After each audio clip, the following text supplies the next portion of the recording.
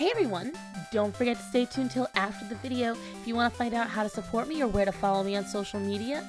And also, if you like this video and like what I do, like, comment, subscribe, share, do all that good stuff. Anyways, thank you so much for choosing me, and on with the video.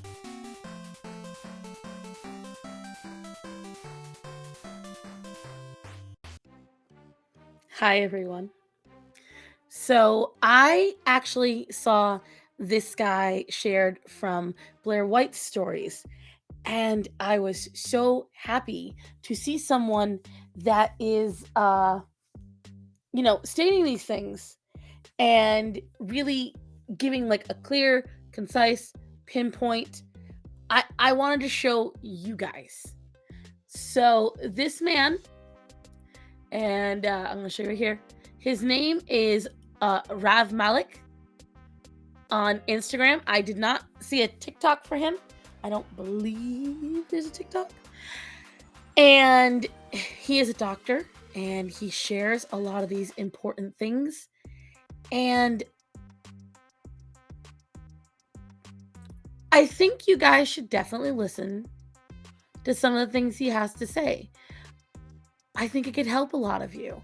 And I've stated these again. I said in one of my last videos, a lot of people, when I talked about insulin resistance and diabetes and looking for the signs in your body, I got folks saying I didn't realize that was it.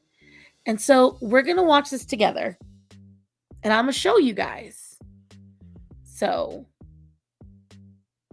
get ready.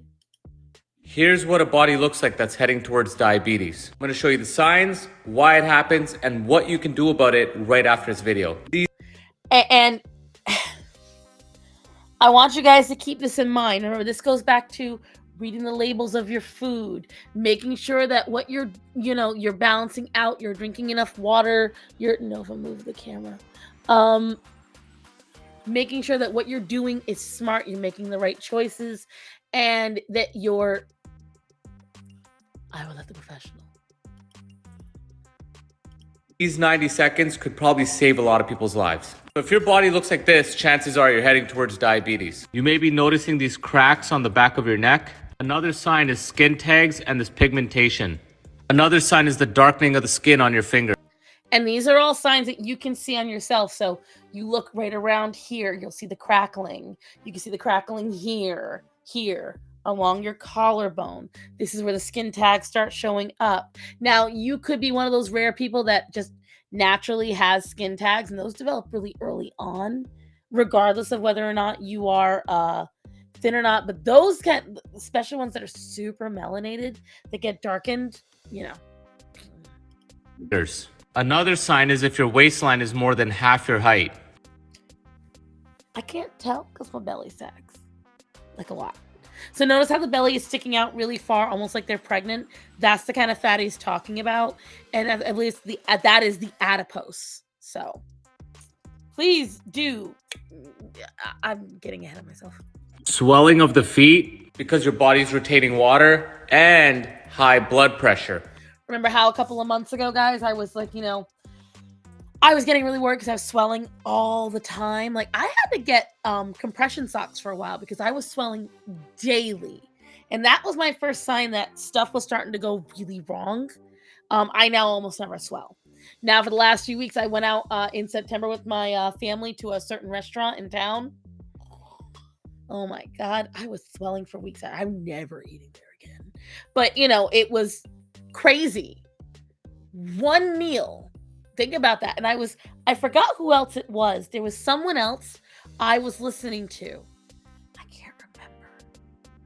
But they had said just eating one bad meal could throw off their hunger cues for weeks, 2 months. And it didn't occur to me. Because for the first week afterwards, I saw the swelling, but I thought that was the only thing. I noticed I was getting more hungry. I was getting more cravey. I wanted different foods and I wanted larger amounts. And I could not for the life of me figure out why.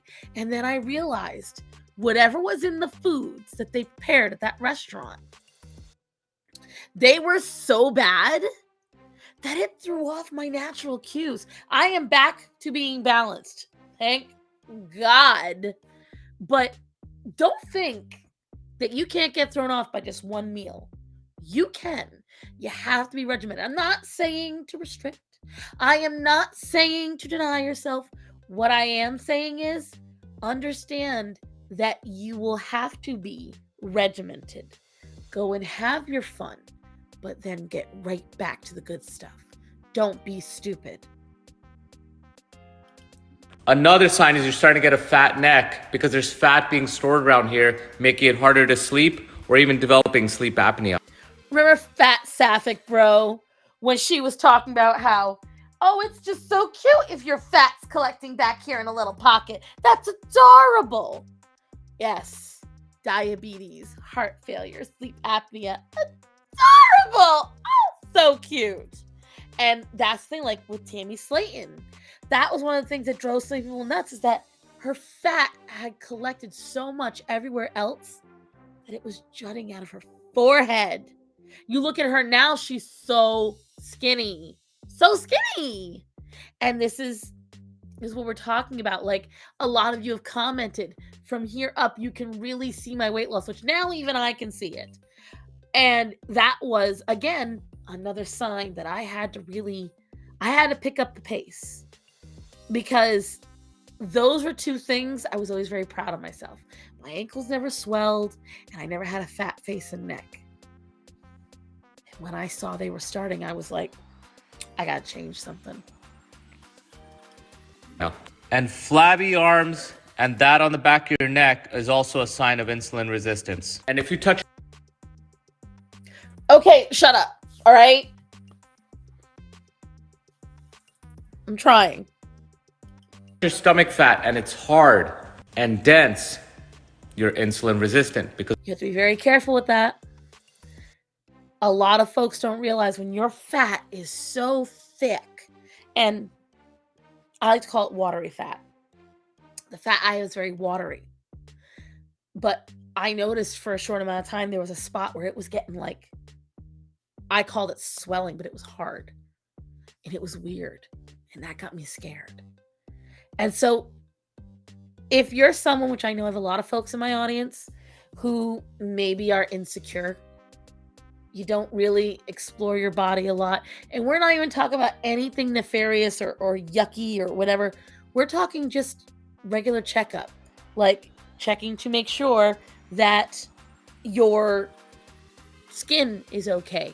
No bumps, no lumps, especially as you get older. These are important. When you get older, guys, you have to be comfortable exploring your body, if for nothing else than to make sure you're okay. Things can go wrong like that. Things can go awry so quickly. And then what do? You have to be aware of these things. You have to be conscious of what you're doing. Because the body's stuck in storage mode. And the crazy thing is, you go to the doctor and they'll never tell you this. They'll give you a pill for each of those symptoms. And then they'll tell you about diabetes once it's too late. And we hear this with a lot of different things. The medical facilities right now, I mean, they would rather prescribe you a pill than tell you how to fix the problem. And that's, at the sign of the times, regrettably. But what have I told you numerous times, guys? Unless you get to the root cause of what's happening, you won't get better. It won't get fixed. You won't get help. You have to be very conscious of these things. And I promise you, if you do the work, if you do the research, yes, there might be something big and scary beneath whatever problem you're experiencing. But at the other end is health. At the other end is safety. At the other end is you getting better. You have to face what's scaring you. You have to challenge it. You have to conquer it. If you don't, it could be very disastrous. These are all signs, and you can do something today. But let's understand why it's happening. In the whole pool of blood that's in your body, this is the amount of sugar that should be in there. That's it. That one little cube. That's it. 1 teaspoon. And no, I don't mean an actual cube. And if your body goes from this to this, you're diabetic. Your body is so tightly regulated. So whenever you eat food, that food increases your blood sugar. It may increase it to that. It may increase it to that. It may even increase it to all that. That's a lot. And that is a lot of sugar. Now think about how many times you've made a drink and you might put that much sugar into it. I should point right here. Think about that much sugar. Think about that amount. How many teaspoons? Because remember, a lot of folks don't measure in teaspoons. They measure in tablespoons. Look at that. So having cereal in the morning may do something like that, compared to eggs and healthy fats like avocado may do something like that. Which, I'm sorry, I don't care what you say. Avocado toast is delicious. One of my favorite breakfasts is having avocado toast. Usually a whole grain bread or a more natural bread from a bakery. Then I have obviously egg, some natural cheddar, avocado. Sometimes I'll add bacon though. Just a little. So good. So good. Now, if you eat something like that, your body's insulin levels may go from this to this, and then it's pretty easy for it to come back down. But if you're having something like that, and your blood sugar goes from this to that, now your insulin goes up much higher. And think about how many of you in a day might have a high sugar cereal in the morning. Then you might have a snack cake for a snack. Then you might get a high sugary drink or a milkshake. And then you're going to have dinner. Maybe you're going to have one of my favorites, sweet potato casserole, which I know for a fact uses a ton of sugar on top of the natural sugars that are already in the sweet potatoes. And then you decide, you've been real good today. You need a treat. You need dessert. That's how it happens. Because a lot of times you don't think throughout the day, you're not thinking about it till it's too late. And it takes longer to come down. Now you feel hungry, you feel tired, so you eat more. So your sugar went from this to this, but your insulin is still high. And then you eat again, and your sugar goes up again. And your insulin stays high all the time. Remember in that water talk video I made, guys, where that girl's like, everything spikes your blood. Everything spikes your sugar. Yeah, but not everything spikes your sugar equally. And now that becomes your new normal. And that high insulin level is called hyperinsulinemia. And that's happening because the body's becoming resistant to the insulin. Think about it. If you run 1 kilometer every day, eventually you need to run 2 and 3. If you drink a bottle of beer every night, eventually you need 2 or 3 to get. As soon as you start building up to anything, you build a resistance. You build a tolerance. There's a reason why there are people who can get bitten by venomous snakes and not die, because they've slowly been taking the venom. It's the same idea. Just because it's, just because you survive it doesn't mean it's good for you, but you've built up a resistance to it. Get the same effect. The same thing with insulin. And this new normal leads to sickness. Not only do you start experiencing those symptoms I showed you, you start looking older. That used to be me 8 years ago with the man boobs and the belly fat that was more than half my height. I had the fat neck and the pigmentation. And you also start feeling cravings for sugar, intense hunger, difficulty concentrating. Look at that list, guys. Weight gain, craving for sugar, intense hunger, feeling frequently hungry. How many of you are bored snackers? Difficulty concentrating. Now, I will say it's almost 2 a.m. for me. That's why I'm having difficulty time concentrating. That's it. Feeling anxious or panicky. Lacking focus or motivation. Fatigue, which is still the same thing as getting a little, tired. A lot of folks don't realize that what you eat absolutely affects how you feel, and not always in the way you think. It's not just I'm eating feel-good food or I'm eating my happy food. If you're already in a depressed state and you're ingesting more sugar, more of this high fructose corn syrup, more of these things that spike you worse, it makes these reactions worse. lack of focus or motivation, fatigue. Now, there's one simple way to control this. This right here is the key. Look at the difference. Damn, I only got 8 seconds left. We only got 8 seconds left, but think about that. Oh, there is a part 2. Think about that, though. What did he just show you? The difference between orange juice and oranges. Comment part 2, and I'll make part 2 on this. And follow. So let's go look at his part 2, which I believe was it. I know I saw it. Was it this? So if you have insulin resistance, that can lead to diabetes. These are all the signs of insulin resistance, and let's talk about how this happens. Because chances are, if you have this, you're heading there. And insulin resistance just means your insulin levels are higher than normal, or it's not working properly. See, and insulin is responsible for sending the glucose, proteins, and fats into your cells. Remember Miss Tess Holiday? How the body doesn't know the difference? Let's listen to what an expert actually has to say. But if the insulin's not working properly, your body's not getting the protein properly. So what happens? You start losing muscle mass. Look at that. You know, the shoulder's supposed to look like that, but think about how many people's shoulders look like that. And what did I tell you guys? When I sat on the couch for 4 months and let my depression take wing, I gained a lot of weight and I lost all my muscle. And boy, did I have muscle. A lot of my weight gain I'm getting now is exactly that. I'm finally building muscle up again. Think about how many people have chicken arms and chicken legs. They're losing muscle. They're getting more fat compared to muscle, and muscle is your glucose sink. 80% of your glucose goes into your muscle. But if this is reducing, this has nowhere to go. So that sugar starts getting stored around your organs. It starts getting stored around your intestines, your neck. But I thought the Fat Doctor UK said that never happens. Fat around the organs, it doesn't happen. It doesn't exist. You start feeling tired all the time. And because you're getting that sick fat, you start experiencing all of these symptoms, and that starts to screw up your hormones. And hormones can mess with so much more, guys.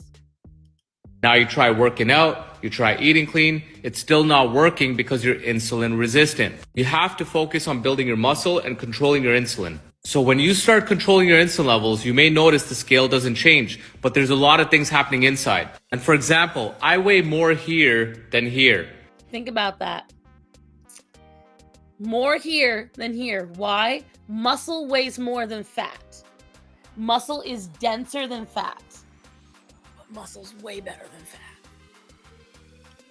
But I was insulin resistant here, I had less muscle. I have more muscle here, I'm less insulin resistant, and the scale is completely useless. It won't tell you the full story. Just these two things, upping your protein and increasing strength training, will increase your muscle mass, you'll be able to absorb more glucose, carbs won't affect you as bad, your body will be able to shuttle the nutrients properly, you'll have more energy. You also want to start fasting. Look at how I have heard about this.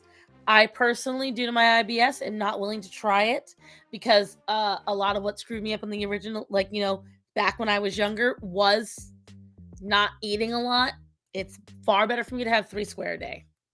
But that's me, not necessarily you. So do the research. how your insulin levels start to come down when you start fasting. Fasting reduces your insulin levels. Lastly, start adding fiber with your meals. Look at what happens to your insulin levels when you don't have fiber compared to when you have fiber. Fiber is very important. It doesn't mean you have to eat a ton of it, but it is important. A huge drop. Now, my routine is the following. You can do without the products if you want, but I wake up in the morning, I do Unimate, I do resistance training. This was me this morning working out fasted. All I had was Unimate. And then when I'm ready to break my fast, I prioritize protein with both my meals. I will say this, I prioritize protein with all of my meals. All of my meals, I am very protein forward. That's my biggest concern. Sometimes I'll do a third meal with protein, and I make sure I take balance to control my glucose and my insulin. And look, no more belly fat, and I reverse my insulin resistance. Boom! So if you have insulin resistance, that can lead to diabetes. I'm still trying to find the second part. So I know he did it. I saw it. Now, these two products help with reducing belly fat. We don't want to talk about that, though. We don't want to talk about that. I know he has it. Here's 5 signs you need to read. No. Imagine having to go to weddings and you still got to diet. Was it this one?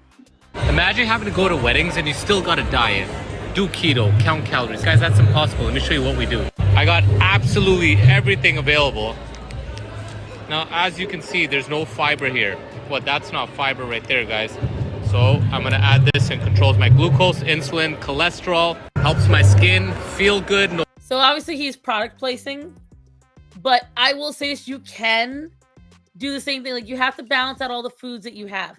I don't know where his part 2 is. I could have sworn I had it. But I will say this either way. Was it right here? See, if you're struggling with belly fat like I used to, look at the difference. It's all gone. And I've been traveling all around the world. I haven't counted a single calorie. I haven't done anything like that. I'm going to show you exactly the key. Once you understand this, I promise you'll change your life. If you're struggling with low energy, belly fat, cravings, you just can't get your blood sugars. Now let's get ready. The one thing I don't like about this guy is he does push products, but I do like that he doesn't push them as if they're the only solution. So let's see. Under control.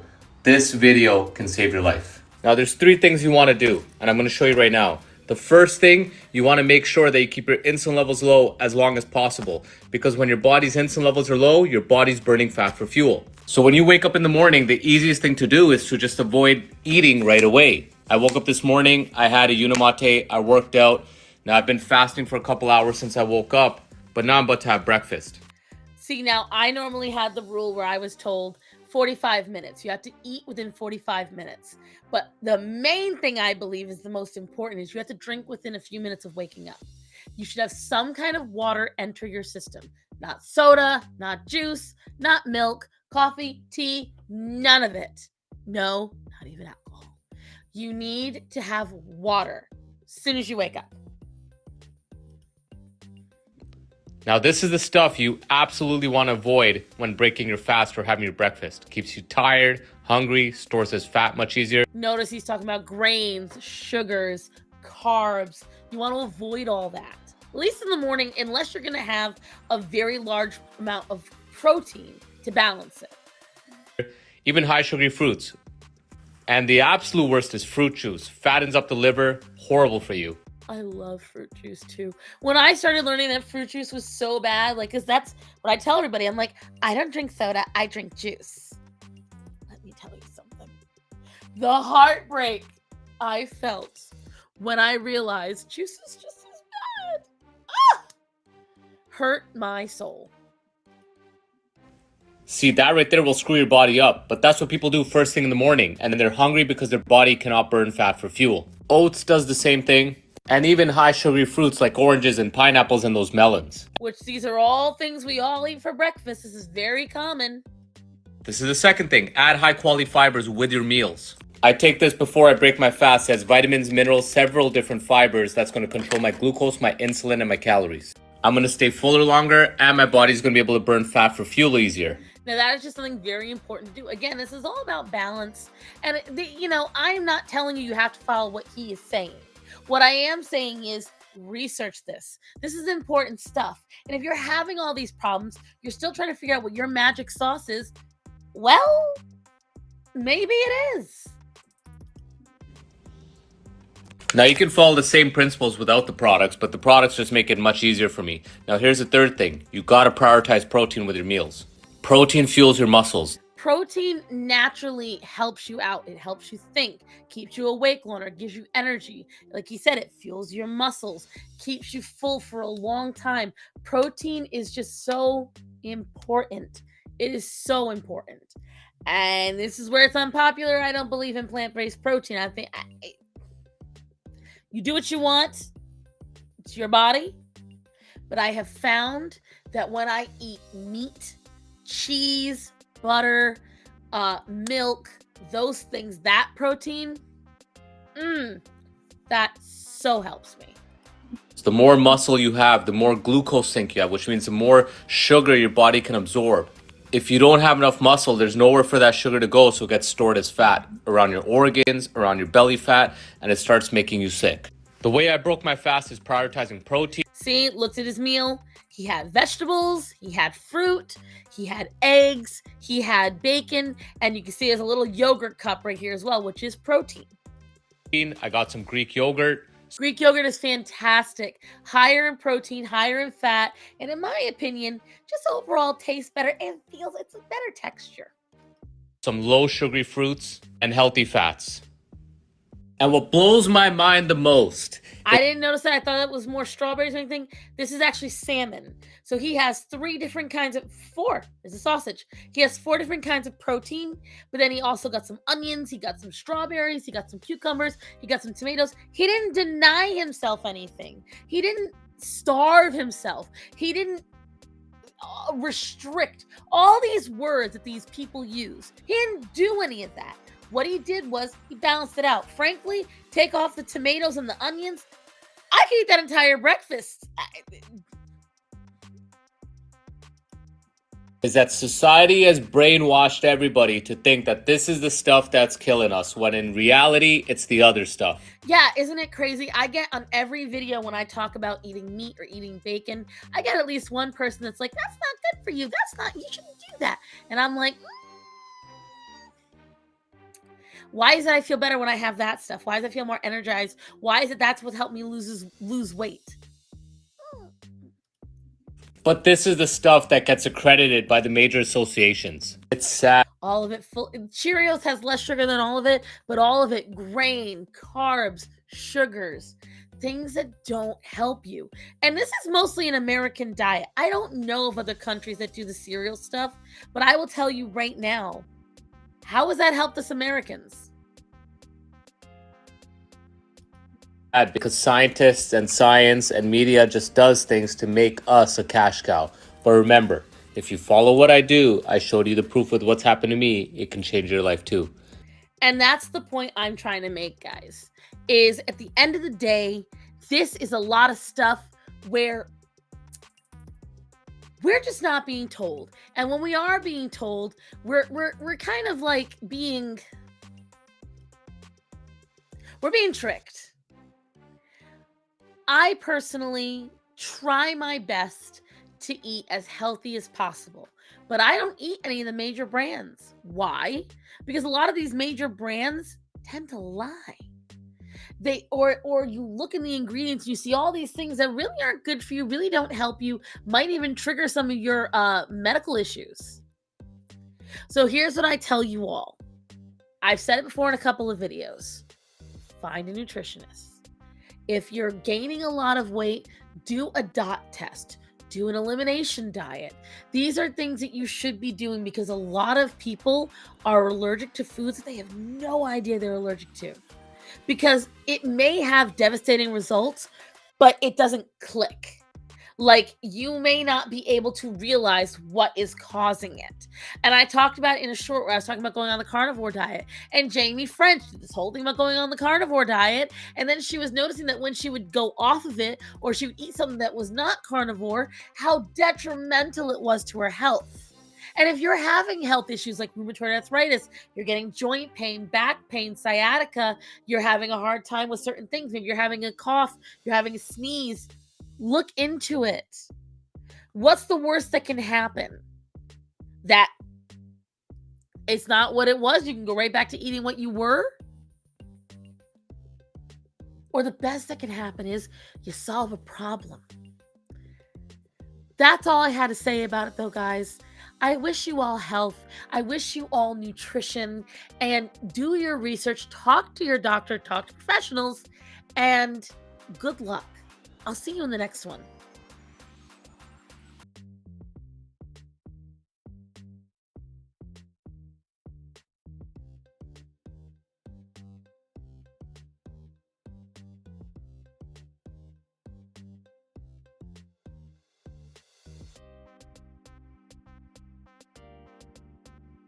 This is my most recent video or the videos I've done in the past. Thank you guys so much for supporting me. And as always, remember to tell the people that are important to you that you love them and to be safe. So guys, I love you. Be safe. Have a great day.